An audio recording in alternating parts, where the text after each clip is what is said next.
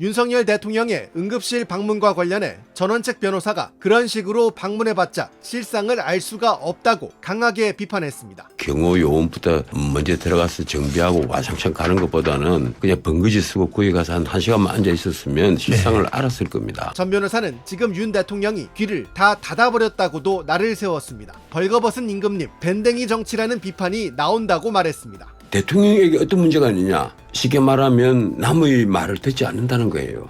이재명이 말을 들어라, 한동훈이 말을 들어라 이런 문제가 아니라 이 우리 사회에서 우리 일반적으로 국민들이 생각하는 아주 일반적인 생각, 평범한 보통 사람들이 생각, 이 생각에 왜 귀를 열지 않느냐. 아마 본인도 검사 시절에는 늘 저 같은 얘기를 했을 거예요. 왜 박 대통령은 아니면 왜 MB는 왜 귀를 열지 않을까 이런 얘기를 했을 거란 말이에요. 역시 마찬가지예요. 본인이 지금 대통령이 되니까 나 대통령이 돼 이러고 나서 다 귀를 다 닫아버렸다. 전 변호사는 힘이 빠지는 임기 마지막 1년을 감안하면 윤 대통령의 임기는 사실 절반이 넘었다면서 지금 마음을 열어야 귀가 열린다고 설명했습니다.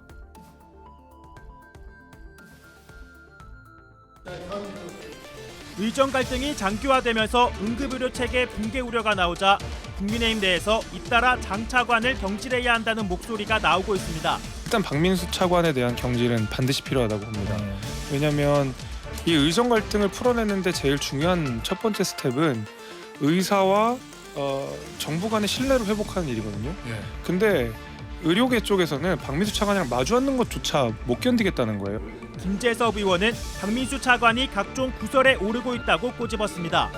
보통 이제 열이 많이 나거나 배가 갑자기 아프거나 이런 것들이 경증에 해당되는 거고 이제 어디가 찢어져서 피가 많이 난다 이런 것도 사실은 경증에 해당되는 거고요. 도저히 납득할 수 없는 이야기들을 가장 책임이 큰 분께서 그렇게 하루가 뭐다 하고 남발을 하고 계시는데 여당 입장에서도 이거는 좀 아니지 않느냐. 그래서 마치 내일 모레 모든 의료기관이 붕괴라는 표현이 뭔가요? 그게 의료기관 문을 닫고 환자 진료 못하는 상황인데, 그렇죠. 왜 그런 표현들을 써가면서 국민 불안을 가중시키는 표현들을 하시는지 잘 이해가 되지 않습니다. 또 어처구니가 없는 소린 게 의료 사고라는 것은 한 사람 한 번만 미스가 나도 생명이 왔다 갔다 하는 거기 때문에 그게 과대했다 어쨌다 이렇게 표현할 수 있는 부분은 아니라고 봅니다. 이를 지적하기 위해 국민의힘에서 열린 토론회에 불렀지만 박 차관은 돌연 번복했습니다. 하다 제가 여당 의원을 대상으로 한 노쇼는 처음 본 것 같습니다. 바쁘면 못 올 수 있죠. 그거는 일을 하다 보면 그럴 수 있습니다. 그리고 또 의료 현장이 어려우니까 그건 얼마든지 제가 이해할 수 있는데 제가 그러면 시간을 명시해달라는데도 대답을 안 했다는 거는 그냥 여기 오기 싫다는 소리거든요. 김 의원은 여당 구성원조차 설득할 용기가 없는 사람이 어떻게 국민을 설득하냐며 박 차관을 통해 정부, 대통령실의 태도가 단적으로 드러났다고 비판했습니다. 그러면서 정부의 현실인식이 의료 현장과 동떨어져 있다며 제대로 된 현실인식이 필요하다고 지적했습니다. 정부 입장에서는 의료 현장이 원활하다고 하고 극복이 가능하다고 합니다. 근데 지금 전공의가 90% 정도가 이탈해 있는 상황이거든요. 아니 전공의가 90% 이탈한 비상 상황이 원활하면 의료개혁은 왜 해야 되는 거예요? 비상 상황도 원활한데 정상 상황이면 더 원활했던 거잖아요. 허은하 개혁신당 대표가 의료대란 사태를 두고 금쪽이 대통령이 만든 의료붕괴라고 지적했습니다. 허 대표는 오늘 자신의 소셜미디어를 통해 의대 정원 2,000명 계획은 애당초 말이 안 되는 무모한 계획이었다며 개혁이란 이름을 갖다 붙인다고 다 개혁이 되는 게 아니라고 지적했습니다. 이어 의대 정원 2,000명 증원은 역대 정권이 못해서 안 했던 게 아니라며 앉을 자리 누울 자리 따져보고 움직였던 거라고 설명했습니다. 그러면서 금쪽이 대통령이 감당도 못할 일을 벌여 사태를 이 지경으로 만들었다며 이제야 발등에 불이 떨어져 협의체를 만드느니 호들갑을 떴는데 기차는 진즉 떠났다고 날을 세웠습니다. 끝으로 허 대표는 모든 걸 2024년 2월 이전으로 되돌려 놓는 것밖에 해답은 없다며 국민과 국가를 생각한다면 실패를 인정하고 대통령 개인의 자존심쯤은 내려놓으라고 강조했습니다. 이재명 당대표의 발언에 앞서 잠시 영상 시청이 있겠습니다. 지난달 중순 지난 9일 어제 오후 4시 23분 주말 밤 8시 40분쯤 2살 유아가 40대 임산부가 체온이 40도가 넘은 60대 환자를 병원 19곳에 전화를 1시간 반 돌렸지만 동안 26곳이 거절했고 결국 이 환자는 숨졌습니다. 응급의료 시스템이 점점 붕괴되어 가고 있다라고 현장에서 느끼고 있습니다. 국민들을 병원에 이송을 해야 되는 과정이 너무나 힘듭니다. 받아주는 데가 다 없기 때문에 어머님도 같이 돌리셔야 돼요. 이렇게 구급대원이 말씀하시더라고요. 이미 한계를 지난 상황이고요. 당장 저조차도 언제까지 버틸 수 있을지 장담을 드리진 못하겠어요. 이러다가 정말 죽을 것 같습니다. 추석 때는 큰 문제가 생길 것이라고 저희는 걱정을 하고 있고요. 네, 제가 이거 처음으로 영상 자료를 한번 보여드렸는데 이건 국민들께서 보시라고 보여드리는 게 아니고 용산에서 좀 보라고 보여드리는 겁니다. 특히 복지부 차관, 장관, 국무총리가 봐야 될 영상입니다. 이분들이 뉴스를 안 보시는 거 아닌가 싶습니다.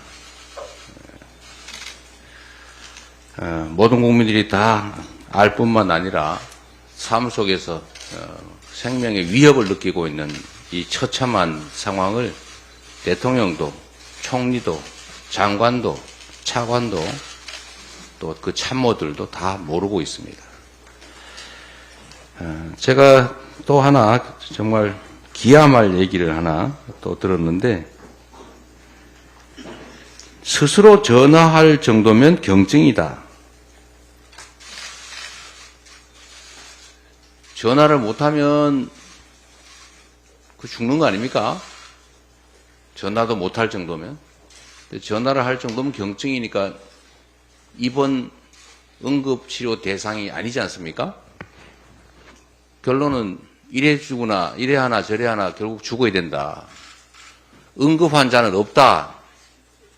결국 그런 뜻 아닙니까? 이제 주변에서 전화해 주지 않으면 본인이 전화하는 건 경증이라서 거부될 거고 전화를 못할 정도면 결국은 죽는 거죠. 중세시대에 이런 일들이 있었습니다. 마녀 사냥을 하는데 물에 던져가지고 빠져나오면 마녀고 못 빠져나오면 사람이에요. 둘 중에 어떤 결과가 나더라도 죽는 거죠. 이 대한민국 21세기에 실제로 이 국민 안전을 책임지는 고위 관료가 이렇게 말합니다. 이거 말고도 많죠.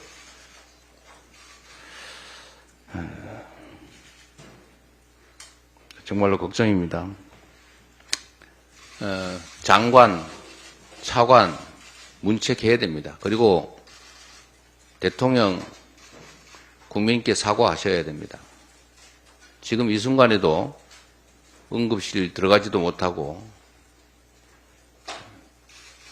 119 차 안에서 죽어가는 사람들이 있습니다. 국민의 생명 안전을 지키는 게 국가의 제1 책임인데 그 책임을 이행하지 못하고 있습니다.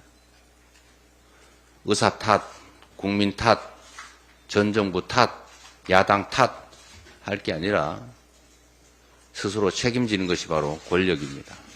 책임지라고 그런 권한을 주지 않았겠습니까? 책임지라고 그 자리 맡기지 않았겠습니까? 책임을 지지 못하고 있으니 사과하고 책임지기 위해서 노력해야 된다 이 말씀드립니다. 의료대란은 이제 목적과 수단이 완전히 전도됐습니다. 의료개혁의 필요성이 분명히 있었고 정당성도 있었지만 그 과정관리가 엉망이었기 때문에 과격하고 과하고 급하고 무리하고 일방적이다 보니 그 목적조차 훼손될 지경에 이르렀습니다.